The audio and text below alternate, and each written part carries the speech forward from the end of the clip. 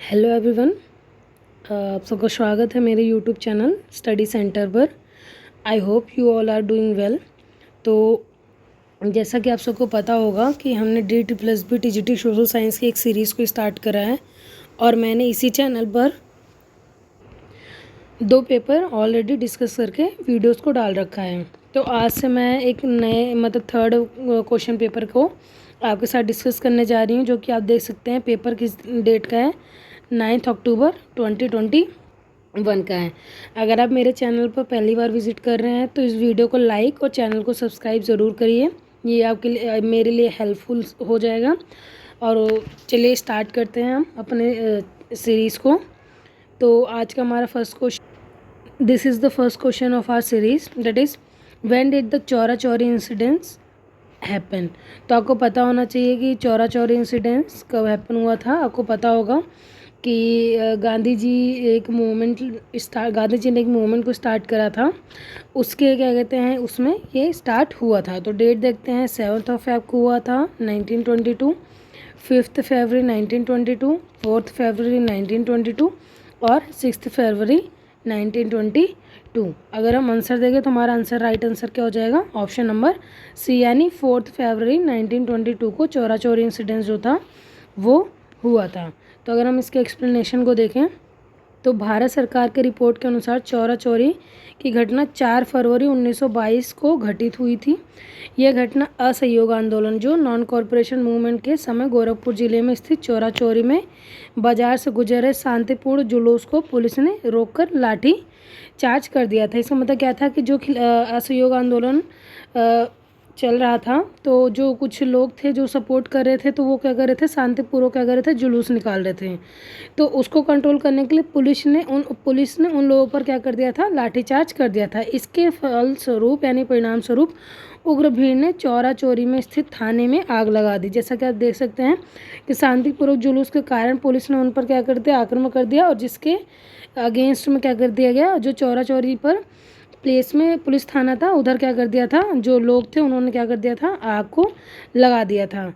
अब देखते हैं इस इंसिडेंट्स के आउटकम्स क्या रहे हैं, जिसमें कई पुलिसकर्मी चलकर क्या हो गए थे, मर गए थे। गांधी जी ने इस घटना के पश्चात असहयोग आंदोलन को 12 फरवरी 1922 में स्थगित यानी बंद कर दिया।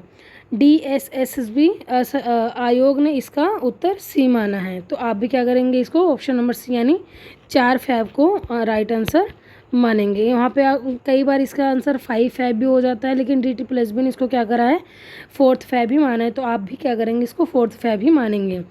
और देखो अभी मैंने बताया बिपिन चंद्र, BL ग्रोवर आदि इतिहासकारों ने चौरा चौरी घटना की तिथि को 5 फरवरी 1922 मानते थे, लेकिन अगर आपके एग्जाम में क्वेश्चन आता है तो आप इसको क्या बोलेंगे, 4th फैब को इंसिडेंस हुआ था। नेक्स्ट चलते हैं क्वेश्चन नंबर सेकेंड पर। क्वेश्चन नंबर सेकेंड क्या कह रहा है, which of the following statement is correct about the abolition of zamindari system in India. यानी जो अब जमींदारी सिस्टम था उससे रिलेटेड ये क्वेश्चन है कि जो उसको हटाया गया, कौन सा स्टेटमेंट उससे सही है।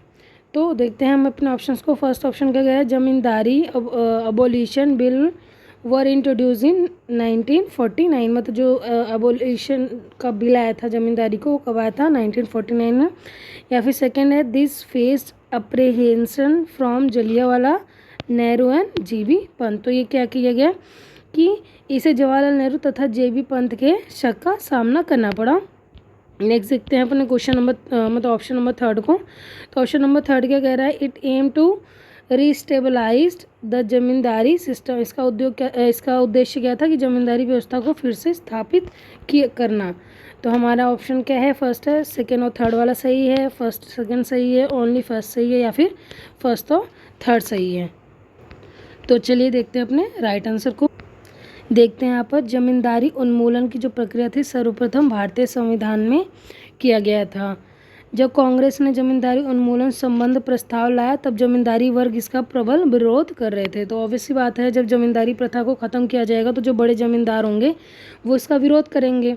इसलिए जवाहरलाल नेहरू एवं JB पंत को संदेह हो रहा था कि यह प्रस्ताव पास होगा या नहीं, किंतु 1949 में उत्तर प्रदेश, बिहार, असम, मध्य प्रदेश और बम्बई में जमींदारी का क्या कर दिया था, उन्मूलन, यानी इसको क्या कर दिया गया था, अबॉलिश कर दिया गया था, का प्रस्ताव पास किया गया। उत्तर प्रदेश में जमींदारी उन्मूलन समिति चेयरमैन जीबी पंत थे, यानी उत्तर प्रदेश के कौन थे, जीबी पंत थे। बाद में जमींदार इसके विरोध में कोर्ट चले गए थे, तो इसके विरोध में क्या किया, जमींदारों ने कोर्ट में भी चले गए थे। नेक्स्ट चलते हैं क्वेश्चन नंबर 3 पर। क्वेश्चन नंबर 3 क्या कह रहा है कि who approved the motion that declared the third state to be the national assembly in the France, मतलब कि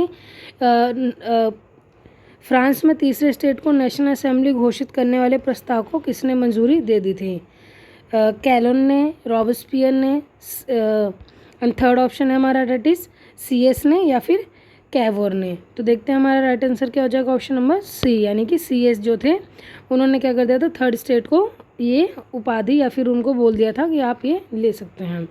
तो देखते हैं, तीसरे स्टेट प्रतिनिधित्व स्वयं को संपूर्ण फ्रांसीसी राष्ट्र का प्रवक्ता मानते थे और 20 जून को तीसरे स्टेट के लोग मिराबे और अबे CS के नेतृत्व में टेनिस कोर्ट में एकत्रित हुए और स्वयं को उन्होंने क्या कर लिया था, नेशनल असेंबली घोषित कर लिया था। तो आप डेट याद रखेंगे और इनके जो लीडर हैं मिराबे और मिराबो और CS के नेतृत्व में, और कहाँ पर इन्होंने शपथ ली थी, टेनिस कोर्ट में ली थी। अब इससे देखेंगे आके 3-4 क्वेश्चंस तैयार हो गए। शपथ लिए और जब सम्राट की शक्तियों को कम करने वाला संविधान नहीं बनाया गया तो असेंबली भंग नहीं हुई, इन्होंने क्या करा, इसको कंटिन्यू करा। तो आपको पता होगा कि फ्रांस की जो सोसाइटी थी वो कितने पार्ट्स में डिवाइडेड थी, 3 पार्ट्स में डिवाइडेड थी, that is first state, second state and third state.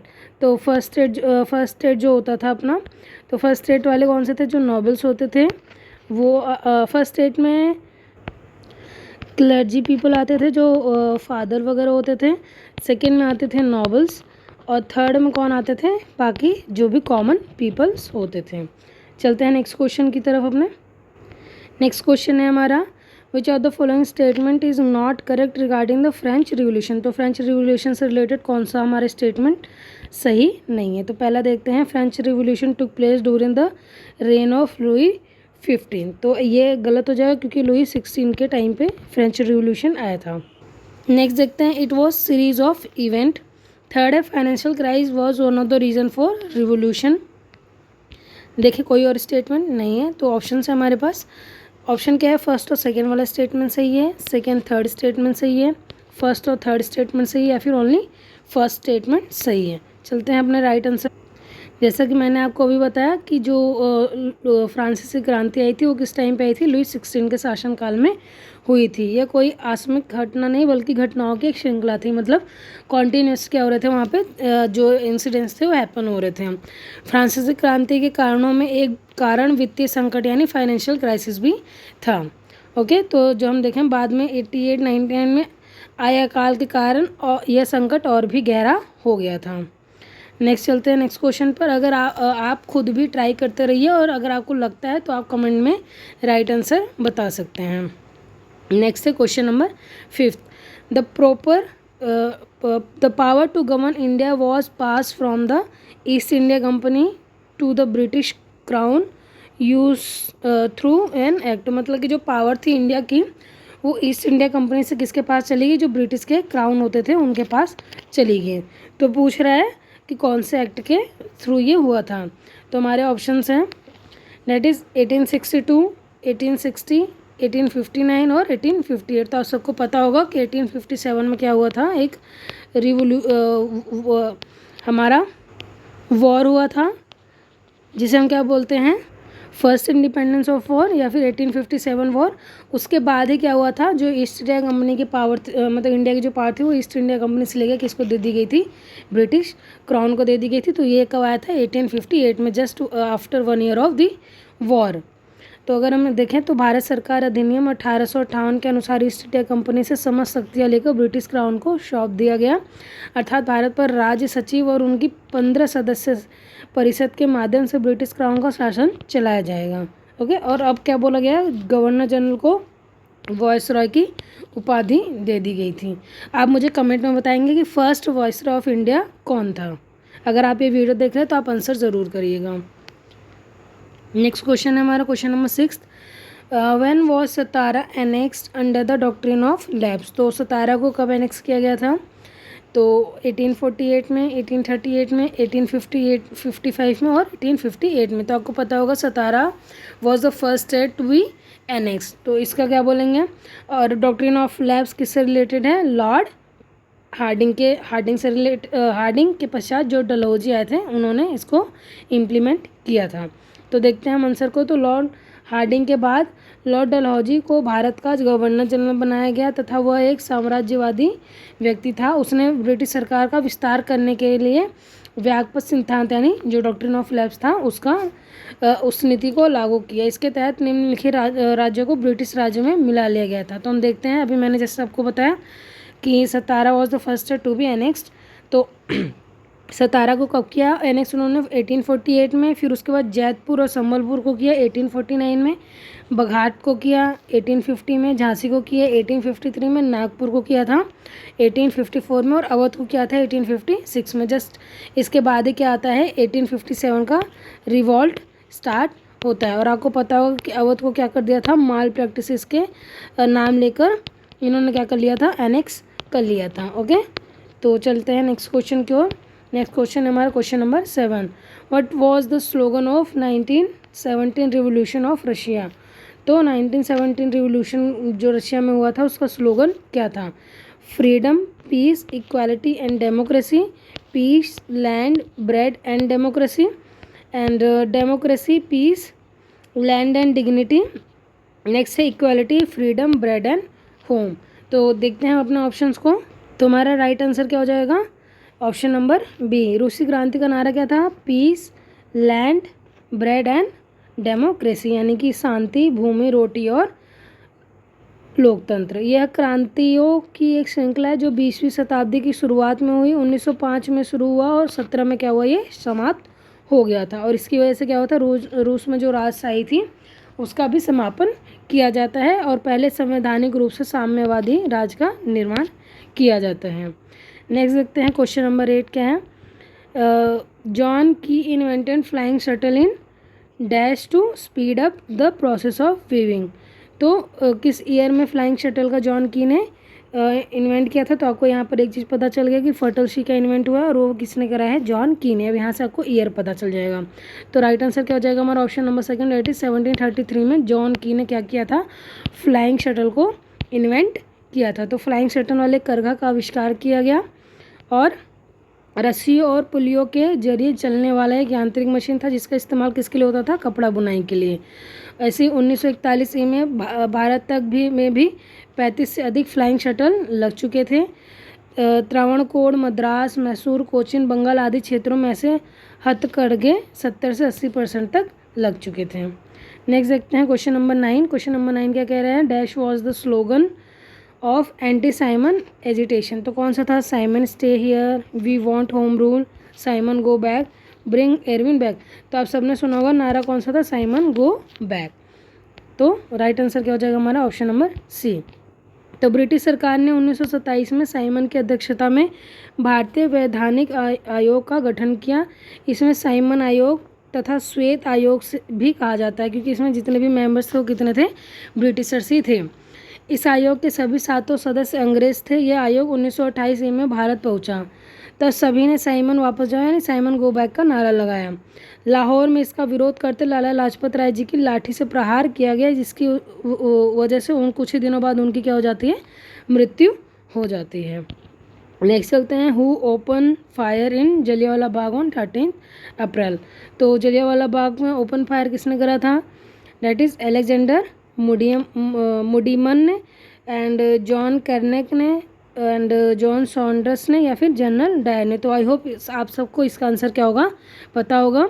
तो इस क्वेश्चन का क्वेश्चन नंबर 10 का आंसर जो है आप लोग कमेंट बॉक्स में, जो राइट आंसर है क्वेश्चन नंबर 10 का वो आप लोग मुझे क्या करेंगे? कमेंट बॉक्स में बताएंगे। तो मैं चलती हूँ सीधा डायरेक्ट क्वेश्चन नंबर 11 पर। तो क्वेश्चन नंबर 11 क्या है हमारा?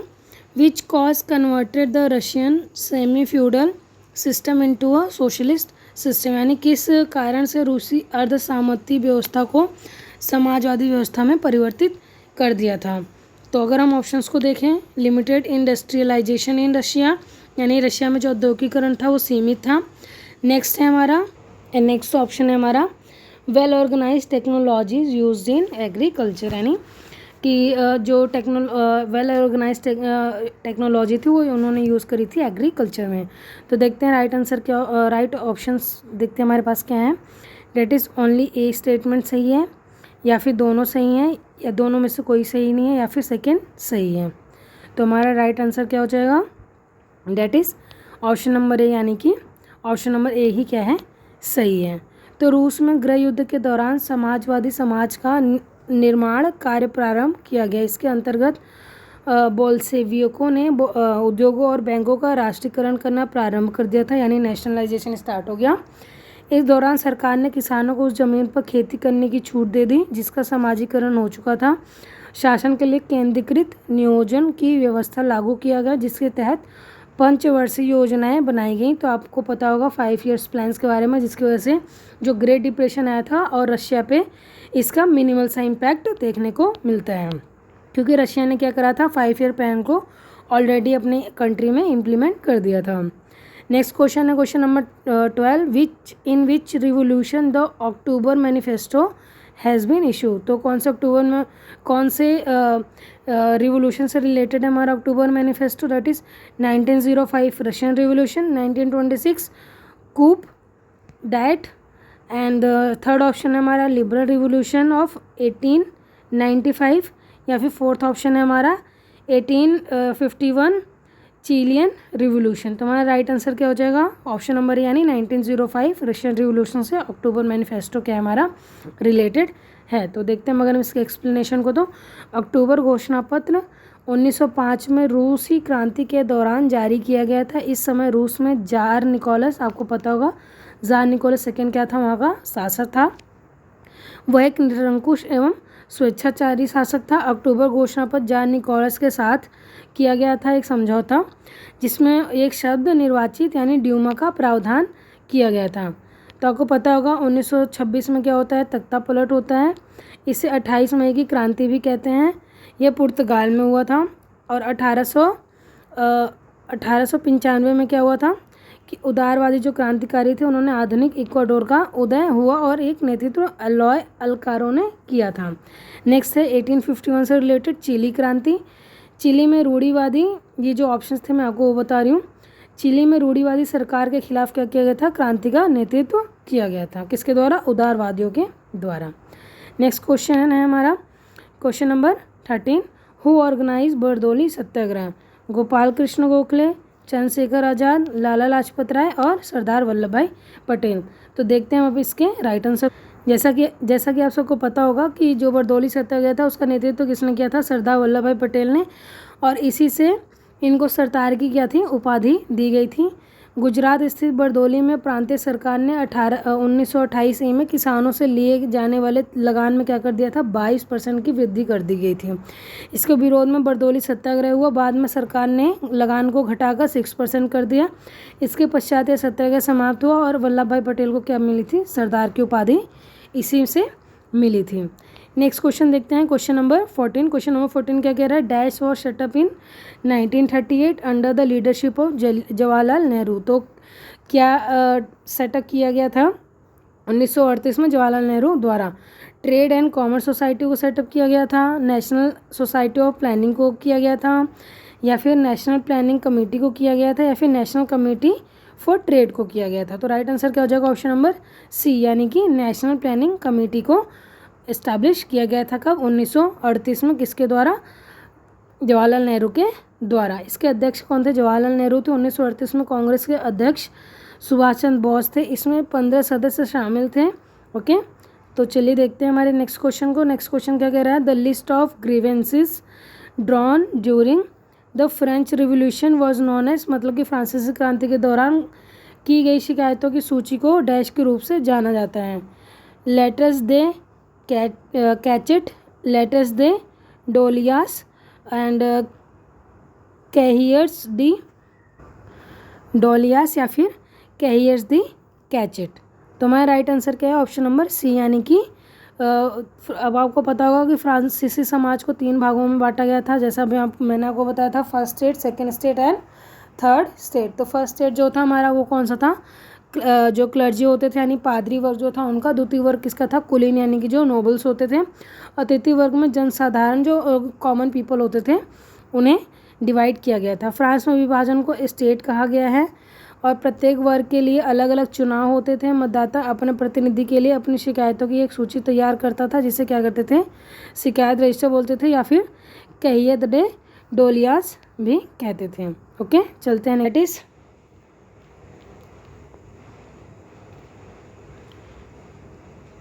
जो स्वराज पार्टी थी वो किसके द्वारा इस्टेब्लिश की गई थी, चित्तरंजन दास और मोतीलाल नेहरू दोनों ने मिलकर इसे 1923 में इस्टेब्लिश किया गया था। इसमें चित्तरंजन दास को अध्यक्ष और मोतीलाल नेहरू को सचिव बनाया गया था। नरसिंह चिंतामन केलकर तथा विट्ठल भाई पटेल स्वराज पार्टी के संस्थापक थे। इसका उद्देश्य केंद्रीय एवं प्रांतीय व्यवस्थापिका के अंदर जाकर उन प्रस्तावों का विरोध करना जो भारतीयों के हित में नहीं था। नेक्स्ट क्वेश्चन हमारा question number 17, dash of Toulouse replace colony in 1788। तो टूलोज के डैश ने 1788 में कैलोन का स्थान लिया था। तो किसका स्थान लिया था, चैम्बरलेन का लिया था, आर्क बिशप का लिया था, या बिशप का लिया था, फिर पॉप का लिया था। तो देखते हैं हमारा राइट आंसर क्या हो जाएगा, ऑप्शन नंबर बी यानी कि आर्क बिशप का स्थान लिया था। तो टूलोज के आर्क बिशप ने 1788 में कैलोन का स्थान लिया था। 1787 के के लगभग फ्रांस की वित्तीय स्थिति जो थी वो खराब हो चुकी थी। मंत्री चार्ल्स अलेक्जेंडर डी कैरोन ने वित्तीय सुधारों की एक सूची के साथ सम्राट लुई 16 से मिले। वह विशेषाधिकार प्राप्त वर्गों जैसे पादरी मंत्री को दी जा रही थी। तो करों में क्या किया, छूट के खिलाफ था। तो कैलोन ने 1787 में अपना प्रस्ताव पार्लियामेंट में ले जाने के बजाय असेंबली ऑफ नोटेबल्स में लेकर चले गए थे और निराशा हाथ लगी, जिसकी वजह से क्या करते हैं वो वहाँ से चले जाते हैं। नेक्स्ट है क्वेश्चन नंबर 18। तो क्वेश्चन नंबर 18 क्या कह रहे हैं, that is the first 5-year plan of USSR was implemented in which year. तो देखते हैं 1924 में, 20 में, 28 में या फिर 32 में। तो हम देखते हैं इसके राइट आंसर। सबसे पहले अगर एक्सप्लेनेशन को देखें तो रूसी क्रांति के पश्चात बोल्शेविकों में समाजवादी समाज का निर्माण कार्यक्रम प्रारंभ किया। उन्होंने शासन में केंद्रीकृत नियोजन की व्यवस्था लागू की। रूसी अधिकारी अर्थव्यवस्था किस आधार पर काम करती है एवं हिसाब लगाते हैं और 5 वर्ष के लिए लक्ष्य का तय कर देते हैं। इसी आधार पर पंचवर्षीय योजनाओं का क्या हुआ, प्रारंभ हुआ। और प्रथम जो पंचवर्षीय योजना थी वो कब स्टार्ट हुई थी, 1927 में होती है। इस दौरान सरकार ने औद्योगिक विकास को बढ़ावा दिया और द्वितीय पंचवर्षीय योजना जो है उसने क्या करा, औद्योगिक विकास को बढ़ावा दिया। और द्वितीय वर्षीय योजना का समय कब था, 1933 से 38 तक का था। तो आयोग ने इस प्रश्न का उत्तर किस किस को माना है, ऑप्शन नंबर बी को। मैं आपको ऑप्शन नंबर बी दिखा देती हूँ कौन सा ईयर है, डेट इज़ 1928, लेकिन स्टार्ट कब हुआ था, 1927 में। क्वेश्चन नंबर 19 देखें हम, तो क्या है ये, the storming of dash occurred on July 14, 1789। मतलब 17 जुलाई 1779 को क्या हुआ था, बास्तील की घटना हुई थी, टेनिस कोर्ट की घटना हुई थी, फोर्ट गैरिसन की घटना हुई थी, या फिर पैलेस ऑफ वर्साइल की। तो आई होप ये आप सबको पता होगा कि 14 जुलाई 1789 को बास्तील की घटना हुई थी, जिसकी वजह से 14 जुलाई को क्या किया जाता है, सेलिब्रेट किया जाता है as independence day of France. Okay, next question है हमारा question number 20। The treaty of Brest Litovsk was sign between dash. तो किस किस के बीच ये जो ट्रीटी थी वो साइन हुई थी, रशिया एंड जर्मनी के बीच, ऑस्ट्रेलिया एंड ऑटोमन एम्पायर के बीच, फ्रांस और जर्मनी के बीच, या फिर US एंड तुर्की के बीच। तो अगर हम इसका राइट आंसर देखें तो जो ये ब्रेस्ट लिटोवॉक्स वाली जो ट्रीटी थी वो 3 मार्च 1918 को रूस और जर्मनी के मध्य साइन हुई थी। ये एक शांति संधि थी जिसमें सोवियत रूस की बोल्शेविक सरकार और केंद्रीय शक्तियों यानी जर्मनी, ऑस्ट्रिया, हंगरी, बुल्गारिया तथा ऑटोमन साम्राज्य के मध्य हुई थी। इस संधि को करवाने में लेनिन ने महत्वपूर्ण भूमिका निभाई थी, जिसके कारण उनकी आलोचना हुई, किंतु बाद में लेनिन ने इस संधि को अपनी भयंकर भूल स्वीकार किया था। तो आज का हमारा 20 क्वेश्चन हमने डिस्कस कर लिए हैं विद एक्सप्लेनेशन, एंड कल हम इसका जो सेकेंड पार्ट है उसके 20 क्वेश्चन को डिस्कस करेंगे। तब तक आप लोग कनेक्टेड रहिए, मिलते हैं नेक्स्ट वीडियो में।